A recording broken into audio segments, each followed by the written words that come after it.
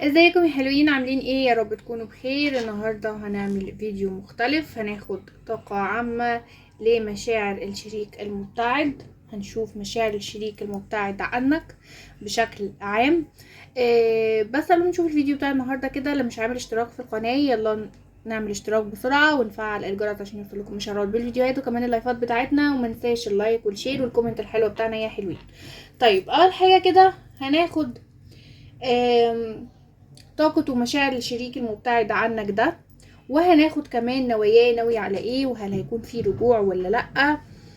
طيب اول حاجة هنا انا شايفة ان الشخص ده مشاعره دلوقتي في الفترة الحالية ان هو حاسس ان هو لسه مش قادر يطلعك من دماغه،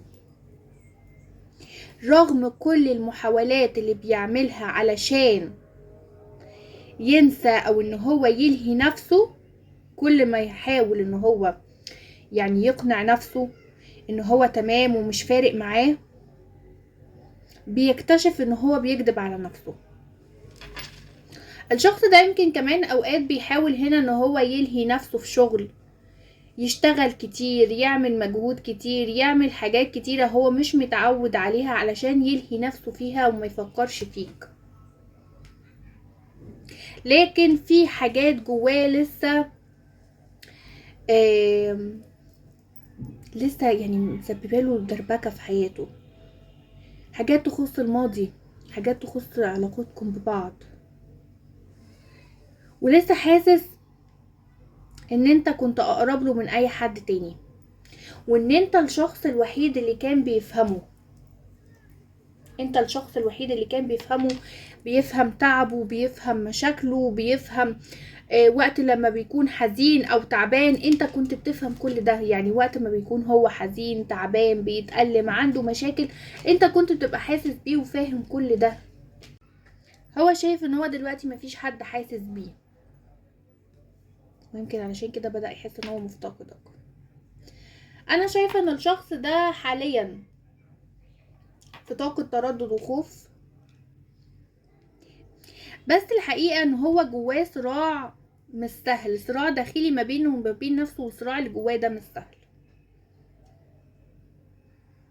في جزء من قلبه لسه متعلق بيه، ولسه عنده فضول، لسه عنده فضول يعرف انك لسه بتفكر فيه، عايز يعرف عنك اخبار حتى لو من بعيد او في السر. الشخص ده بيشتاق لك، الشخص ده بيشتاق لك، في عنده طاقة اشتياق قوية اتجاهك، بيشتاق لك، بدأ يحس ان هو مفتقدك الفترة دي. طيب هل لسه بيحبك؟ هل لسه عنده مشاعر ليك؟ انا شايفة ان هو لسه بيحبك، شايفة هنا ان الشخص ده لسه بيحبك ولسه عنده مشاعر اتجاهك، و... وشايف ان مفيش طاقة حب هيلاقيها مع حد غيرك، مفيش طاقة الاستلطاف والكيمياء والجذب القوي، او ان مش لاقي حد يجذبه ويشده زي ما انت كنت بتجذبه وتشده. الشخص ده عنده مشاعر مكبوتة، يعني انا شايفة ان الشخص ده هنا عنده مشاعر مكبوتة. مشاعر مكبوتة ازاي؟ يعني زي ما قلتلكوا كده من شوية، ان هو عنده حنين، عنده وجع، عنده طاقة من الندم، عنده كمان خوف من الرفض، ان هو يجي يتواصل معاك او ان هو يرجع وانت ترفضه، يجي يتواصل معاك ويتكلم معاك وانت هنا ترفضه، ترفض التواصل، ترفض الرجوع، ترفض ان انت اساسا يبقى في علاقة ما بينك وما بينه تاني. الشخص ده انا شايفاه ان هو بيحاول يبين العكس، بس طاقته بتفضحه، بس طاقته هنا اتجاهك بتفضحه. انا شايفاه ان هو يمكن في وقت بالليل بيسرح، بيفتكر كلام، مواقف، تفاصيل صغيرة جدا ما بينك وما بينه، بس مأثرة فيه جامد. يعني ممكن تكون تفاصيل صغيرة بس مأثرة فيه جامد. شايفة ان هو هنا كمان يمكن بيفتكر في صور ما بينك وما بينه، او في صور عنده تخصك بيقعد يشوفها، وبيشوف الصور دي، بيشوف صوركم مع بعض، بيشوف صور ليك، يمكن بيشوف صورك كمان على السوشيال ميديا. فهو في هنا يعني تركيز قوي في صورك وطاقتك الفترة دي، مركز معاك جدا الفترة دي. يمكن البعض منكم هيحس بتخاطر قوي من كتر ما هو بيفكر فيك، من كتر ما الشريك المبتعد ده بيفكر فيك الفترة دي. طب هو شايفك ازاي؟ شايفك ان انت بالنسبة له شخص صعب يتكرر، بس حاسس ان بينكم لسه مسافة، والمسافة دي بقت كبيرة. المسافة بقت كبيرة ومش عارف هيكسرها ازاي. حاسس انك زعلان، حاسس انك متغير، وده بيخوفه اكتر. حتة حاسس ان انت متغير فيها، تغيرك ده بالنسبة له ان هو حاسس ان انت مش منتظره، مش مستني رجوعه، ان انت ما بتنزلش بوستات تخصه، ما بتنزلش حاجة تبين فيها ان انت زعلان حزين، وكأنك انت بتتخطاه. فده مخوفه جدا. طيب يعني الشخص ده حاسس بايه دلوقتي؟ الشخص ده اللي انا شايفاه هنا ان هو حاسس بوجع مكتوم، يعني هو بيكتم وجعه ده، بيداري وجعه ده، كأن في حاجة تقيلة على قلبه مش عارف يتخلص منها ازاي. حاسس انه ضايع بين مشاعره وبين الواقع اللي هو فيه حاليا، مش عارف يوقف التفكير فيك، بس كمان مش عارف ياخد خطوة ناحيتك، مش عارف ان هو ياخد خطوة ناحيتك دلوقتي. حاسس انه فقد حاجة غالية جدا عليه، بس مش قادر يعترف بده بسهولة. يمكن شايف نفسه كمان ان هو فهم ده او حس بده متأخر. كرامته او خوفه من ردة فعلك يعني مأيدينه جامد، بيرجعوه لورا دايما. في مشاعر متلخبطة جواه، ندم انه بعد او انه ساب الامور توصل لكده. فاوقات كمان بيكون عنده طاقة غيرة احيانا لما بيفكر ان انت ممكن تكون نسيته، او ان انت بدأت بداية جديدة، وان انت تخطيت العلاقة، او ان ممكن يبقى فيه شخص تاني في حياتك غيره.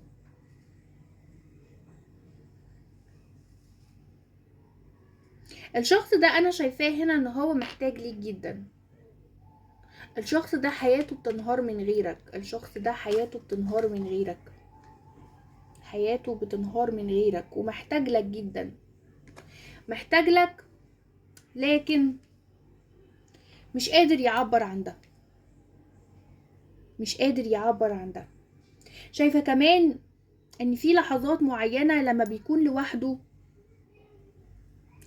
بيحس بحنين قوي ليك جدا، ممكن يوصل لدموع او ضيق تنفس، مش قادر ياخد نفسه.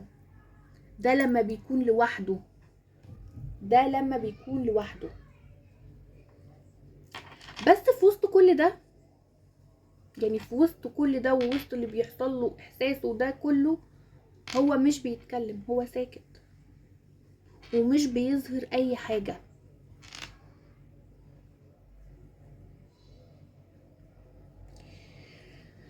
طيب مشاعر الشخص ده اتجاه العلاقة ايه، او ناحية العلاقة ايه؟ هو شايف ان العلاقة دي كانت مميزة جدا بالنسبة له، ومش شبه اي علاقة تانية. حتى لو هو حاول يخش في علاقة، او حتى لو هو سابك علشان طرف ثالث، فهو عارف او اكتشف ده دلوقتي ان انت مش شبه اي حد،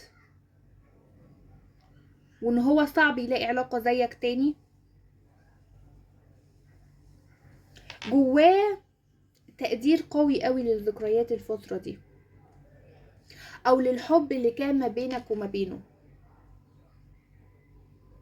الحب والاحتواء اللي حس بيه معاك انت وبس. لكن في نفس الوقت حاسس ان العلاقة مرت بأزمات ومشاكل كتير خليته يخاف يكرر نفس الوجع ده تاني، فبيريح دماغه ويبعد بسبب المشاكل اللي حصلت.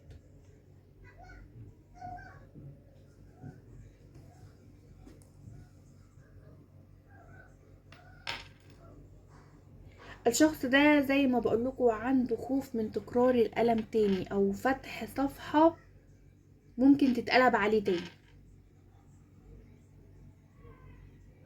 مشاعره اللي طالعة ناحيتك او ناحية العلاقة دلوقتي ان هو في حنين قوي ليك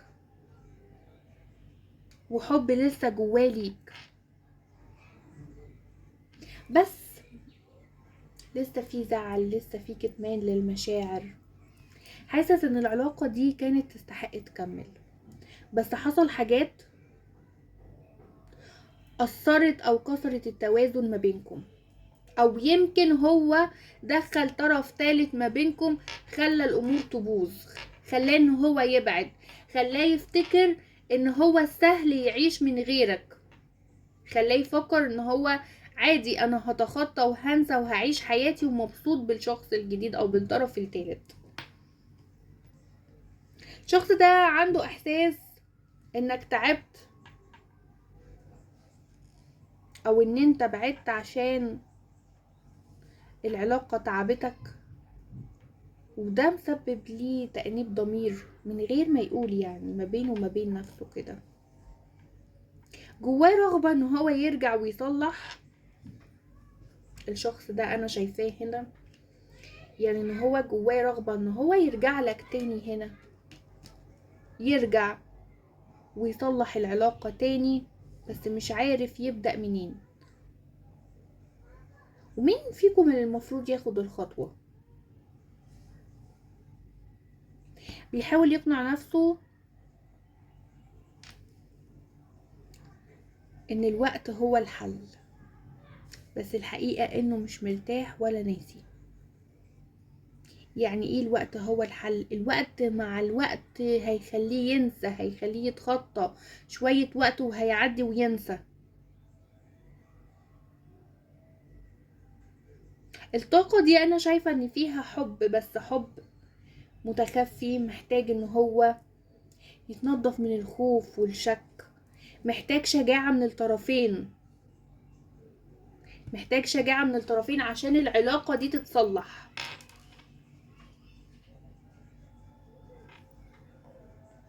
طيب الشخص ده نواياه الخفية ايه؟ ايه النوايا اللي جواه اللي هو بيخفيها عنك، بيخفيها عن اللي حواليه؟ ايه نواياه دي؟ شايفة ان في جواه نية للرجوع، شايفة هنا ان جواه نية للرجوع، بس النية دي لسه يعني محبوسة جواه، مش قادر يطلعها بسبب حاجتين: الخوف من ردة فعلك، خايف تكون قفلت الباب او مش هتتقبله تاني. الحاجة التانية هنا الكرامة والعند، وده مخليه ان هو ساكت ومستني ان انت اللي تبادر، ده مخليه ان هو ساكت ومستني انك انت اللي تبادر، او تبين ان انت لسه مهتم وان انت لسه منتظر الرجوع. في نية ان هو يفتح باب الكلام تاني، في نية ان هو يفتح باب للكلام تاني حتى لو كبداية بسيطة، يعني زي رسالة او محاولة انتظار او مراقبة كده من بعيد. هو مش نسيك ومش قادر يقفل صفحة العلاقة دي. طيب هل هيكون في رجوع للعلاقة دي تاني؟ انا شايفة ان الطاقة هنا بتقول ان هو في رجوع، بس الرجوع ده لسه مش دلوقتي، الرجوع ده مش على طول. الشخص ده لسه محتاج وقت علشان ياخد قرار داخلي ما بينه وما بين نفسه، علشان يتغلب على خوفه. يمكن احتمال كبير ان هو يحصل تواصل غير متوقع بالنسبة لك، او تلميح منه في فترة جاية، يعني ممكن خلال اسابيع او شهرين، خلال اسابيع او شهرين. طيب الطاقة دي ممكن تتغير.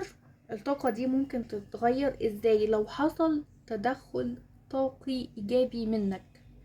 طب يحصل تدخل طاقي ايجابي مني ازاي؟ للناس اللي مش عارفة بيحصل ازاي؟ بالدعاء، ان انت قاعد بتدعي كتير، طاقة صفاء ما بينك وما بين نفسك اتجاه العلاقة، تسامح داخلي، ده هيقرب جدا من الرجوع. تفكير بشكل ايجابي تجاه العلاقة، ان الشخص ده راجع. العلاقة دي انا شايفاها هنا ان هي مش منتهية عنده، هو شايف ان لسه في امل، بس محتاج اشارة واضحة منك، محتاج اشارة منك انت. طيب تعالوا كمان نشوف ايه سبب ابتعاد الشخص ده، سبب ابتعاده الحقيقي ايه.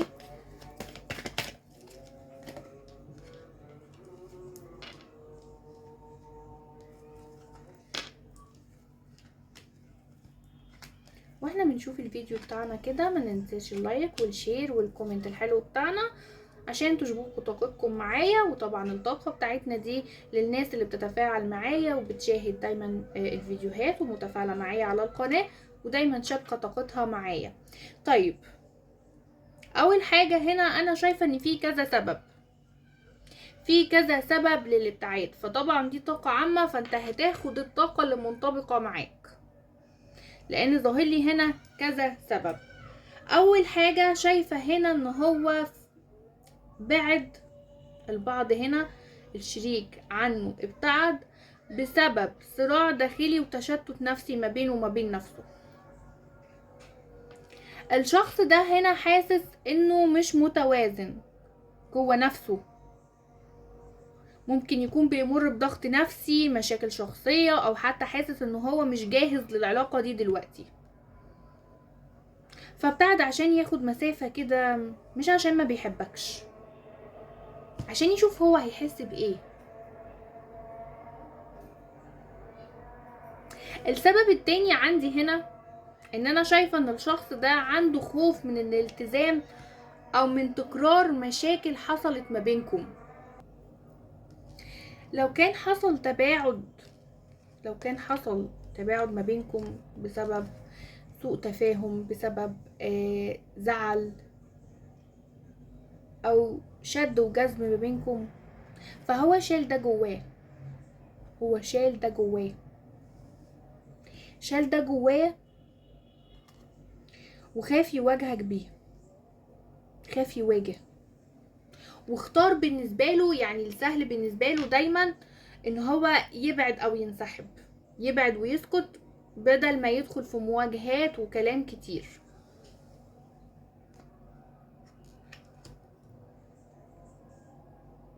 السبب الثالث هنا، السبب الثالث هنا ان انا شايفة الشخص ده، شايفة ان الشخص ده هنا بالنسبة له كرامة او حس بالخذلان. في طاقة قوية هنا بتقول ان هو حاسس انك زعلتي منه او بعدتي، فده وجعه جدا وخلاه ياخد موقف. الشخص ده حساس جدا، رغم انه ممكن يبان قوي وعنده لا مبالاة، بس هو حساس جدا. الشخص ده حتى لو هو غلطان فما بيحبش انت تمشي وتديلك ظهره، او انت تمشي وتدي ظهرك وتبتعد عنه لا، ما بيحبش ده، حتى لو هو اللي غلطان، حتى لو هو اساس المشكلة. السبب الرابع هنا شايفة كمان ان في تأثيرات خارجية عند البعض منكم او طاقات سلبية، في تأثيرات خارجية او طاقات سلبية هي اللي مأثرة عند البعض منكم. طاقات سلبية ازاي؟ يعني في بعض الحالات منكم بيكون في تدخل من طرف ثالث، او طاقة حسد، او حتى طاقة سحر مأثرة على العلاقة دي، وده يخليه يحس بتقل ومشاعر مش مفهومة، تخليه ان هو يبعد بدون سبب واضح، من غير ما يقولك سبب، من غير ما يجي يتكلم، من غير ما يحصل مشكلة، هو مشي وسابك ونهى العلاقة بدون سبب. فده بسبب طاقة سلبية.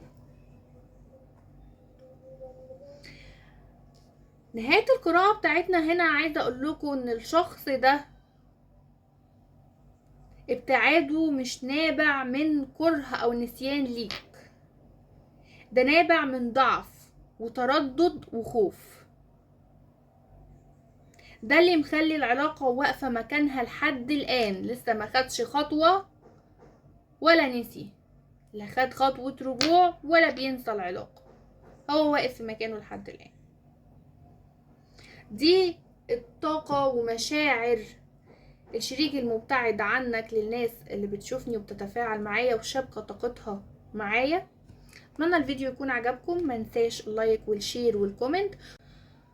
لو حابين ناخد طاقة منفصلة لكل برج لوحده برضو للشريك المبتعد، اكتبولي تحت في الكومنتات. اشوفكم الفيديو الجاي على خير يا حلوين، يلا سلام.